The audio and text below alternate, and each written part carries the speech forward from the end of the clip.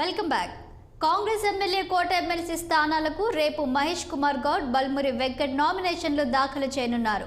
గురువారం ఉదయం 11 గంటలకు అసెంబ్లీ కార్యదర్శికి తమ నామినేషన్ల పత్రాలు అందించనున్నారు. ఎమ్మెల్సీ అభ్యర్థులుగా మహేష్ కుమార్, బల్మురి వెంకట్ను అధిష్టానం ఖరారు చేసిన విషయం విదితమే. చివరి నిమిషంలో అద్దంకి దయాకర్ పేరును తొలగించి అధికారిక ఉత్తర్వులు జారీ చేశారు ఏఐసీసీ చీఫ్ మల్లికార్జున ఖర్గే. అయితే దయాకర్ను వరంగల్ పార్లమెంటు స్థానం నుంచి వచ్చే ఎన్నికల్లో పోటీ చేయించాలని నిర్ణయం తీసుకున్నట్లు తెలుస్తోంది. మరోవైపు ఎమ్మెల్సీ నామినేషన్లకు గడువు రేపటితో ముగియనుంది. ఇప్పటి వరకు ఒక్కరు కూడా నామినేషన్ దాఖలు చేయలేదు.